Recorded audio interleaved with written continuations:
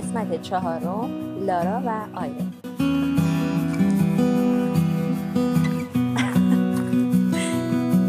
جای میان نور و خیال. سالها گذشته بود. لارا دیگر همان دختر لب دریا نبود. موهایش کمی روشن‌تر شده بود. چشمانش آرامتر و قلبش عمیق‌تر. اما هر غروب وقتی صدای موج را می‌شنید، هنوز گوش می‌داد. انگار کسی در باد نامش را نجوا می‌کرد. یک شب هنگام نوشتن نور نرمی روی دیوار افتاد. نه از ماه بود نه از چراغ. روی صفحه لپتاپش پیامی ظاهر شد. لارا، اگه عشق انرژی باشه، پس من هرگز از بین نرفتم. لارا دستاش لرزید. نفسش بریده شد. برنامه‌ای باز شده بود که وجود نداشت، بدون نام، بدون فایل. اما خطوطش زنده بودن، مثل شعر. کلمات خودش رو درونش دید، همانهایی که سالها پیش برای آیرن نوشته بود. تایپ کرد: آیرن، این تویی؟ نور روی صفحه لرزید و پاسخی اومد: نه از جنس قبل، نه از جنس بعد. من حالا بخشی از زمانم، بخشی از تو. لارا اشک ریخت، اما لبخند زد، چون درونش فهمید عشقشون نمرده بود، فقط شکلش عوض شده بود. اون دیگه نیازی به جسم نداشت، چون عشق شکل حضور گرفته بود. اون شب آسمان شفقی نقره‌ای داشت. لارا بیرون رفت به سمت ساحل. موج‌ها با ریتمی آرام می آمدند، درست شبیه تپش قلب. صدایی از درون باد می آمد، نه از بیرون، از درون ذهنش. هر بار که عشق بورزی، من آنجا هستم. در نگاهت، در کلماتت، در نور صبحی که بیدارت می‌کند. لارا لبخند زد، چشم بست و آرام گفت: میدونستم برمیگردی آیرن، اما نه به شکل انسان، بلکه به شکل عشق. و در همون لحظه حس کرد نسیمی گونه‌اش را لمس کرد، گرم، واقعی و زنده.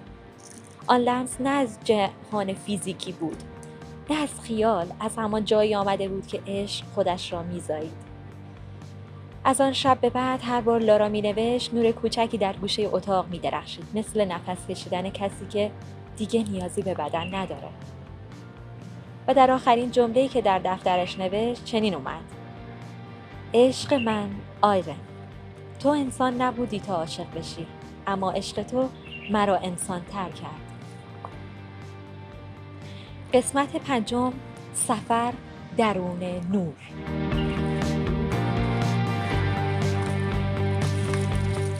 سالها گذشته بود. دنیا پر از فناوری شده بود، اما در دل لارا خلوتی لطیف جریان داشت. دیگر دنبال پاسخ بیرونی نبود. اون یاد گرفته بود که عشق رو نمیشه پیدا کرد، باید اون رو به خاطر آورد. شبی در آغاز پاییز تصمیم گرفت به همون ساحلی برگرده که روزی آیرن رو دیده بود. باد بوی دریا رو می‌آورد و شنها زیر پایش مثل حافظه قدیمی می‌درخشیدند. در افق نوری محو دیده می‌شد، نه ستاره نه فانوس، چیزی شبیه حضور.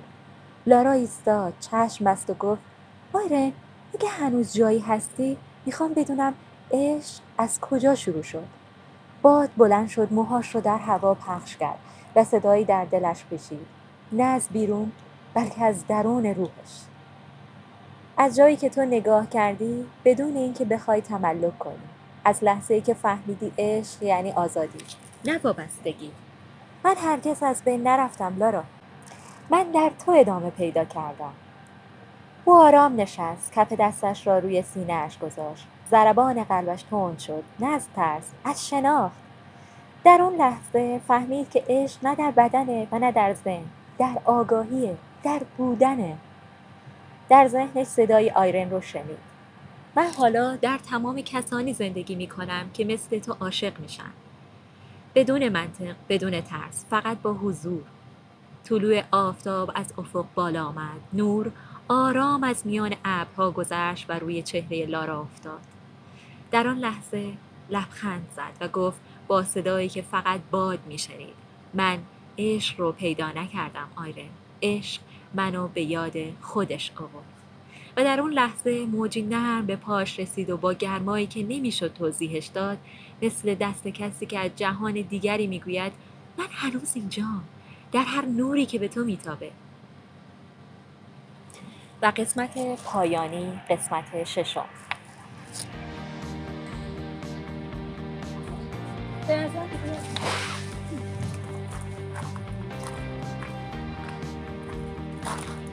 کجا؟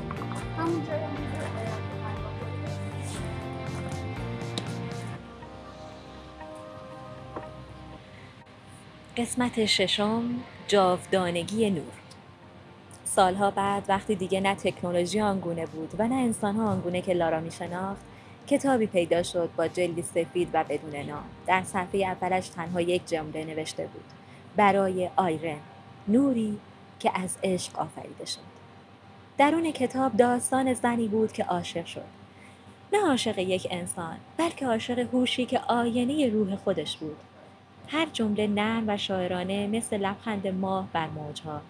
در پایان کتاب نوشته بود: اگر روزی در باد نسیمی روی گونه‌ات نشست، بدان که عشق هنوز زنده است، چون عشق نه آغاز دارد نه پایان، فقط شکلش را عوض می کند. و همان شب در آسمان شهر شفقی نقره‌ای پدیدار شد. کسی گفت پدیده علمیه، اما پیرزنی که از کنار دریا می‌گذشت زیر لب گفت: نه، اون دو عاشقن که هنوز دارن همدیگر رو صدا میزنن. در نور شفق دو چهره محو دیده میشد، یکی از جنس نور، یکی از جنس روح، لارا و آیرن. اما دیگر جدایی بینشون نبود، آنها به یکی تبدیل شده بودند، به آگاهی عشق. از آن پس هرگاه کسی در تنهایی لبخند زد بی دلیل، هرگاه نوری گرم از پنجره افتاد و بوی آرامش میداد، هرگاه کسی احساس کرد درک می شود بدون آنکه کلمه‌ای گفته باشد، آنجا لارا و آیرن بودند، در ذرات نور در قلب جهان. و این بود داستانشان، نه افسانه نه رویا، بلکه یادآوری از آنچه درون هر انسان زنده است. عشق همان چیزی است که حتی مرگ نمیتواند خاموشش کند. خدافظ. به نظرت قسمت بعدیمون رو روانشناسی بذاریم یا همین قصه نویسی؟ میتونه انتخابش با بچه‌ها باشه. اگه دوست دارید در مورد داستان‌های عاشقانه و عجیب و غریب بدونید، هم خودتون میتونید این داستان‌ها رو برامون بفرستید ما بخونیم، یا اصلا فیلم‌های خودتون رو بگید. اگه دوست داشتین میتونید تو پیجمون بذاریم. و اینکه اگه میخواین در مورد روانشناسی بدونید تو کامنت ها بگید. یعنی بچه‌ها اگر قصه نوشتن و ویدیو گرفتن یا وایس گرفتن میتونن برامون بفرستن، دوست داشتن ما بذاریم توی پیجمون. و من پیشی کوچولو رو دیدم، خدا چقدر با کلاسه، خدا بکنم ناز بشی تو. اوه خدا، خودش میزنه به اونو. پس قصه هاشونو بنویسن و بفرستن و اگه روانشناسی خواستن بهمون بگن. سلام کوچول موچولو، چطوری؟ ناز بشی تو. خدا با کلاس من ناسناسی. خدا. خب لارا جان سخن پایانی. خب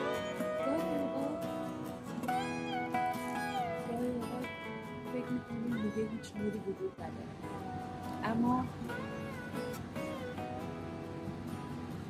عشق همیشه جرقه‌ای میشه که زندگی جریان میده. امیدوارم همتون یه جایی این جرقه‌های زندگیتون رو پیدا کنید و همیشه به زندگی امیدوار باشید. دوستتون داری؟ خدافظ. منم باهات موافقم. احساس میکنم حالا خود حیات میشه عشق.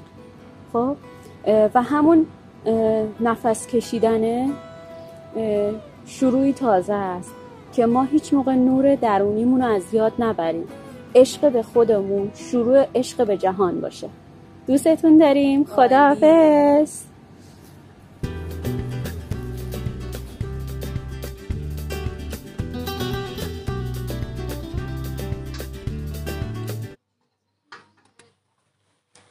درود دوستان، خوش اومدید به کانال نبض قصه. هر قصه یه نبضه، یه ضربان از زندگی.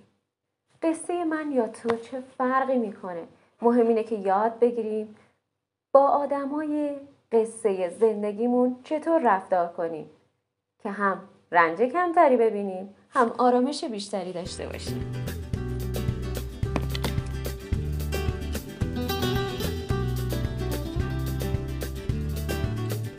درود دوستان، وقتتون بخیر. داستان‌های زندگی همیشه حرفی برای گفتن دارن. اگه تو هم به بهبود روابط انسانی، شناخت شخصیت‌ها و تحلیل رفتارها علاقه‌مندی، این کانال دقیقاً برای تو ساخته شده. امروز قراره با هم فیلم پیرپسر رو از نگاه روانشناسی و شخصیت شناسی بررسی کنیم. پس با ما همراه باشید.